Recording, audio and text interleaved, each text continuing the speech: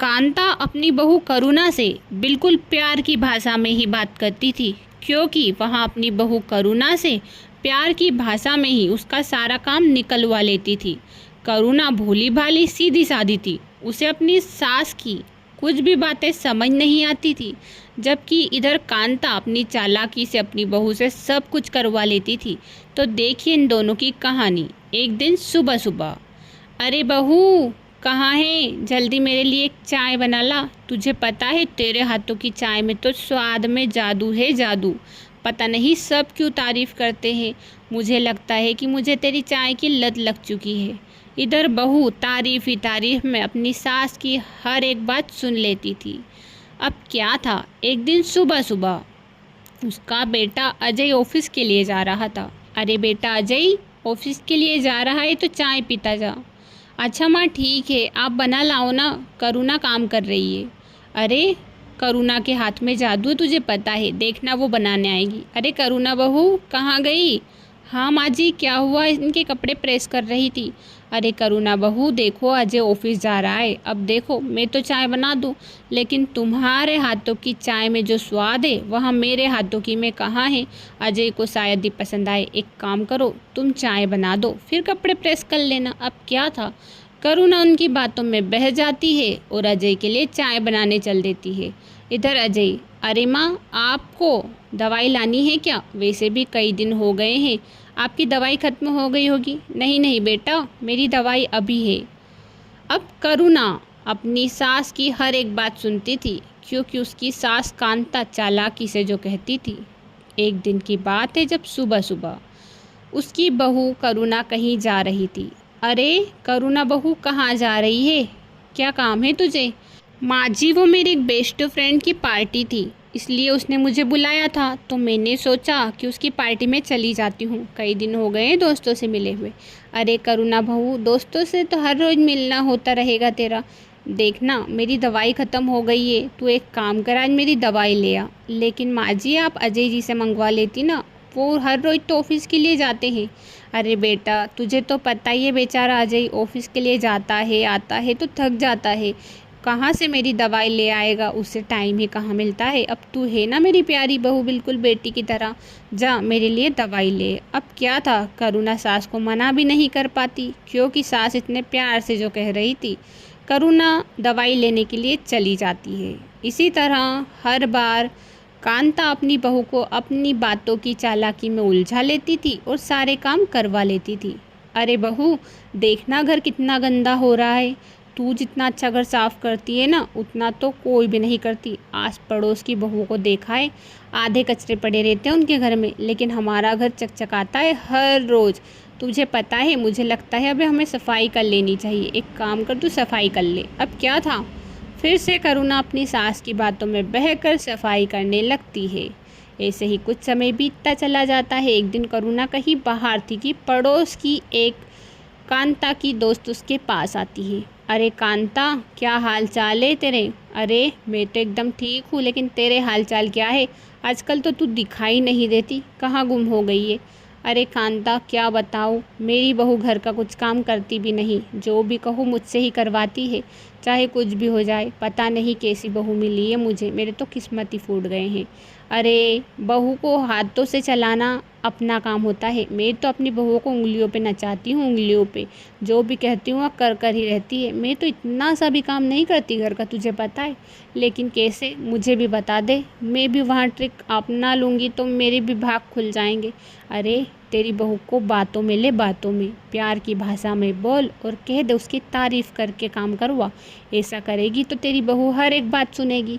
अब क्या था, कांता की बात सुनकर उसकी दोस्त वहाँ से चली जाती है, उसे एक आइडिया पसंद आ जाता है। अब कुछ समय ऐसे ही बीतता चला जाता है। कांता अपनी बहू को इशारों पर नचवा रही थी कि एक दिन सुबह सुबह कांता की वही सहेली दूसरे दिन वापस आ जाती है। अरे कांता कहाँ गई, सुनना, क्या हुआ, क्या हो गया, अचानक से कैसा आना हुआ? अरे तेरी जो ट्रिक थी ना बहू को हाथ पे नचाने की, उंगली पे नचाने की, वहाँ सक्सेसफुल हो गई। जिस तरह तू अपनी बहू को हाथों उंगलियों के इशारों पर नचाती है, मेरी बहू भी नाचने लगी है। अरे हाँ देख, मैंने कहा था ना बहुएं ऐसे ही चलती है। वरना तो वो हमसे ही काम निकलवा ले। मेरी बहू को देख, मेरे इशारों पर नाचती है। अगर अभी कहूँ ना कि बाज़ार जाकर ये सामान लेकर आ तो लेकर आएगी। अब क्या था, दोनों आपस में बातें कर रही थी, लेकिन यह नहीं पता था कि पीछे से करुणा सब कुछ सुन रही थी। करुणा, अच्छा तो माँ जी मुझसे इस तरह से इसीलिए पेश आती है क्योंकि वो मुझसे मीठी मीठी बातें करके अपना काम उगलवा लेती है। अच्छा माँ जी ऐसा है तो फिर आप देखिए क्या होता है। अब क्या था, एक दिन फिर कांता अपनी चाल चलती है। वहाँ सोचती है कि बहू उसके इशारों पर नाचेगी। अरे बहू यहाँ आ तो जल्दी। अच्छा माँ जी क्या हो गया। अरे बहू देखना मेरी दवाई ख़त्म हो गई है, एक काम कर तू दवाई ले आ। माँ जी आप अजय जी से कह दीजिए ना आपकी दवाई ख़त्म हो गई तो।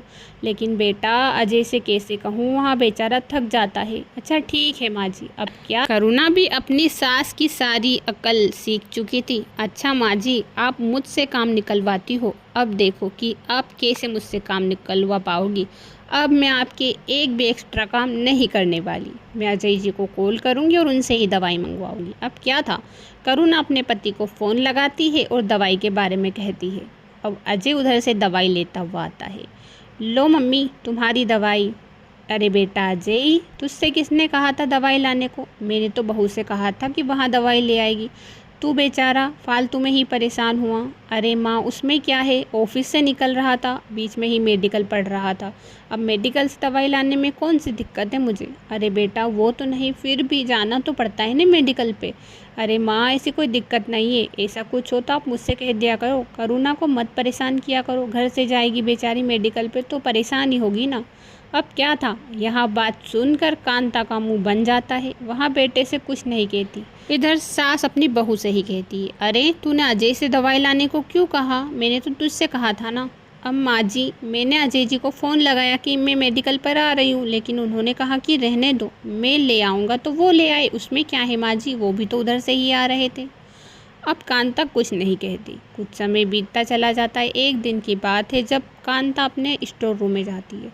स्टोर रूम कितना गंदा पड़ा है ना, मुझे इसकी सफाई करवानी चाहिए। लेकिन अजय से तो मैं नहीं कह सकती, एक काम करती हूँ करुणा से कहती हूँ। अरे करुणा बहू इधर आना तो। हाँ माँ जी क्या हो गया। ये स्टोर रूम देख कितना गंदा है, मुझे लगता है इसे साफ़ करना चाहिए।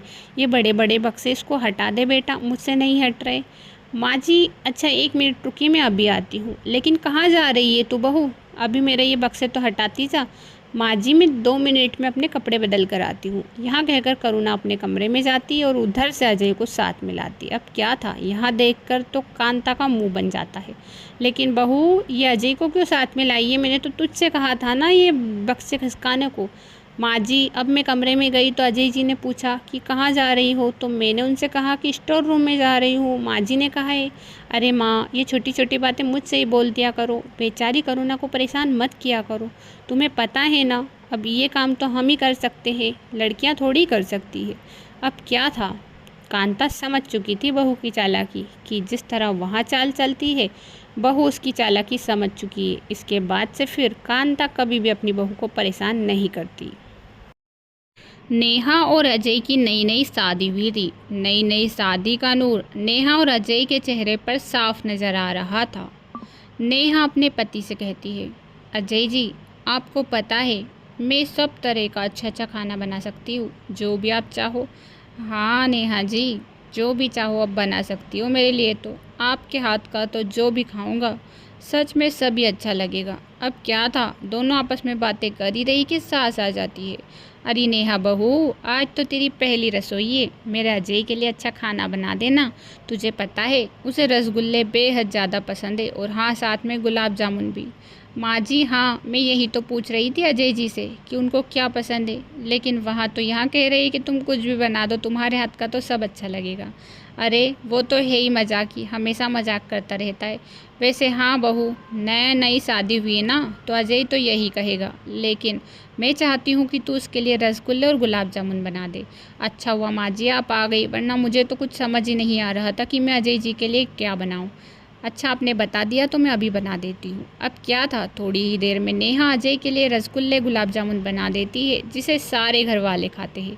अरे वाह बहू तूने तो बड़े ही स्वादिष्ट रसगुल्ले और गुलाब जामुन बनाई है। तुझे पता है इसके पहले मैंने अपनी माँ के हाथ के ऐसे रसगुल्ले और गुलाब जामुन खाई थी। अजय को भी बेहद पसंद आए हैं यह सब। हाँ माँ जी, मेरी माँ ने ही सिखाए हैं और ख़ास करके मैंने अजय जी को प्यार से बना कर दिए हैं। आपको पता है उनको पसंद है ना, तो फिर मैंने अच्छे से तैयारी की थी। हाँ बहू, बस इसी तरह तेरा और अजय का प्यार बना रहे, हम तो यही चाहते हैं। अब क्या था, कुछ समय बीतता चला जाता है। थोड़े ही दिनों बाद नेहा का स्वभाव कुछ अलग ही हो जाता है। अब वहाँ अजय से गुस्से में रहती थी। एक दिन की बात है जब अजय उससे प्यार से कहने आता है, तुम्हें पता है नेहा, आज ना मैं अपने दोस्तों के साथ पार्टी में जा रहा हूँ, तुम चलोगी क्या मेरे साथ? अरे आपने पहले तो मुझसे कहा नहीं और अब कह रहे हो कि पार्टी में चलोगी क्या? 1 घंटा बचा है पार्टी में जाने को, मैं आपके साथ नहीं जा रही। अरे तुम कैसी बहकी बहकी बातें कर रही हो, अभी काफ़ी ज़्यादा टाइम है, तुम चाहो तो तैयार होकर चल सकती हो। नहीं जाना मुझे आपके साथ, आपको सुबह से कहना था ना यहाँ बात, आपको पता है ना लड़कियों को तैयार होने में कितना समय लगता है, मुझे नहीं जाना। यहाँ कहकर नेहा किचन में चली जाती है। हे भगवान, अब इसे अचानक से क्या हो गया? मैंने तो प्यार से ही कहा था, बोर कितने प्यार से कहूँ। यहाँ कहकर अजय अकेला ही पार्टी में चला जाता है। रात को अजय पार्टी से जैसे ही घर लौटता है तो नेहा का मुंह देखकर, हे भगवान, इसका मुंह चढ़ा क्यों है? कैसे बात करूँ, आज तो गुस्से में थी। अरे डार्लिंग, क्या हो गया? अभी तक सोई नहीं तुम? कैसे सोऊंगी? मुझे नींद आएगी तब तो सोऊंगी ना। आप तो पार्टी में चले गए, मुझसे एक बार भी नहीं कहा कि तुम मेरे साथ चलो, और आपको मुझे पार्टी में ले जाना था। शादी के बाद एक बार भी आप मुझे पार्टी में लेकर चले हो जो आज लेकर जाओगे? मुझे तो समझ नहीं आता, दूसरे को पति कितने अच्छे होते हो और आप है कि मेरी कोई फीलिंग्स ही नहीं है यार। अरे नेहा, तुमसे कितनी बार कहा था मैंने, तुमने ही कहा था कि सुबह नहीं कहा इसलिए मैं नहीं चलूँगा, तो मैंने सोचा कि तुम नहीं जाओगी इसलिए मैं अकेला ही चला गया। अब दोस्त की पार्टी थी यार, अगर नहीं जाता तो वो गुस्सा हो जाता। अच्छा सही है, दोस्तों की पड़ी है आपको, दोस्तों की तो बड़ी फीलिंग्स की कदर है, लेकिन यहाँ पर पत्नी की फीलिंग्स की कोई कदर नहीं है। यहाँ कहकर फिर से नेहा हॉल में चली जाती है। हे भगवान, अब इसे कैसे समझाओ? इसे समझाने से रहा। अब क्या था, उस वक्त तो अजय कुछ नहीं कहता। दूसरी सुबह होते ही नेहा का व्यवहार बदल जाता है। तुम्हें पता है नेहा, आज ना मैं दोस्तों के साथ वीकेंड पर जा रहा था, लेकिन मैंने दोस्तों से साफ मना कर दिया कि मेरी पत्नी गुस्से में है, मैं आपके साथ वीकेंड पर नहीं चलूँगा।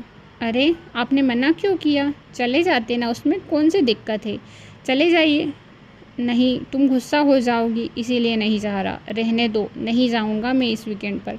अरे मैं तो कोई गुस्सा नहीं हूँ, आप चले जाओ, मुझे कोई प्रॉब्लम नहीं है। मुझे मायके जाने की तैयारी करनी है ना, माँ जो बुला रही है। हाँ हाँ, अगर तुम कह रही हो तो मैं जाता हूँ, लेकिन गुस्सा मत होना, ठीक है? यहाँ कहकर अजय चला जाता है। अजय 2 दिन बाद जैसे ही घर लौटता है तो नेहा का मुँह फिर से उसे फूला मिलता है। अरे अब क्या हो गया तुम्हें, किसी ने कुछ कह दिया क्या? नहीं तो किसी ने कुछ नहीं कहा, फीलिंग्स तो आप ही नहीं समझते, बाकी तो सारे घर वाले मेरी फीलिंग्स समझते हैं। यहाँ पर आपको देखो तो आप हो कि पता नहीं दोस्तों के साथ घूमने में ही लगे रहते हो। दोस्त ज़्यादा इम्पोर्टेंट है आपके लिए, मैं थोड़ी हूँ। दोस्त के साथ जाओ, दोस्त के साथ घूमो, और पत्नी की तो कोई कदर ही नहीं है।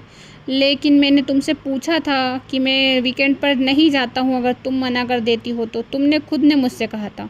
हाँ तो मैंने कह दिया था तो इसका मतलब ये थोड़ी है कि मेरी कोई फीलिंग्स नहीं है। आपने एक बार भी मुझसे पूछा कि तुम चल रही हो या नहीं? अरे तो वो दोस्तों की ट्रिप थी, उसमें किसी की वाइफ साथ में नहीं जा रही थी, अब मैं तुम्हें साथ में कैसे ले चलता? अकेली रहती ना वहाँ पर, तुम अकेला महसूस करती इसीलिए। अरे आप वहाँ पर थे फिर भी आप मुझे नहीं ले चले। यहाँ कहकर नेहा फिर गुस्से से चली जाती है। हे भगवान, ये दिन ब दिन नेहा का व्यवहार कैसा होता जा रहा है? पहले भी तो यहाँ थी, लेकिन अब तो बिल्कुल ही बदल चुकी है। अब मैं इस पगली को कैसे समझाऊं? लेकिन ठीक है, जो भी है। अब क्या था, दिन ब दिन नेहा का व्यवहार बदलता जा रहा था। वह चिड़चिड़ी हो रही थी और हर छोटी छोटी बात पर अजय से गुस्सा हो जाती थी। एक दिन अजय रात को घर लेट लौटता है। हे भगवान, आज तो मेरा मर्डर ही कर देगी ये। अजय हॉल में खड़ा था कि इतने में माँ आ जाती है। अरे अजय बेटा, तू ऐसा चुपचाप क्यों खड़ा है, और क्या हो गया, तू इतना डरा हुआ क्यों है? कुछ नहीं माँ, आपको पता नहीं है नेहा का व्यवहार कितना चिड़चिड़ा हो गया है।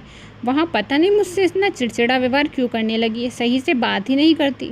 अरे बेटा, हर पत्नियों की यही सिचुएशन होती है, मैं भी ना ऐसी ही थी। तुम्हें पता है, जब तुम्हारे पापा और मेरी नई नई शादी हुई थी और तुम्हारे पापा मेरे लिए कुछ नहीं लाते थे, गिफ्ट विफ्ट, और बस बातें ही बनाते थे, तो मुझे अच्छा नहीं लगता था। मैं चाहती थी कि वहाँ मुझे सरप्राइज़ दे, गिफ्ट दे, मुझे घुमाने ले जाएं। और इसीलिए मैं उनसे गुस्से में रहती थी, लेकिन उन्हें यह बात नहीं बताती थी। अगर तू बहू के साथ ऐसा रहेगा तो सच में देखना, वो खुश हो जाएगी और तुझसे अच्छे से बात करने लगेगी। अब क्या था, अजय को अपनी माँ की बात समझ आ चुकी थी। अब अजय अपनी पत्नी के लिए दूसरे ही दिन ही गिफ्ट लाता है। देखो नेहा, मैं तुम्हारे लिए क्या लेकर आया हूँ। अरे वारा अजय जी, कितना अच्छा सरप्राइज़ है। Thank you so much. आप कितना प्यार करते हो ना मुझसे, मैं बहुत ही खुश हूँ। अब क्या था, अजय को लड़कियों की सीक्रेट समझ आ चुकी थी कि पत्नियाँ कैसे खुश होती है। अब तो वहाँ नेहा को कभी गुस्सा होने का मौका ही नहीं देता था।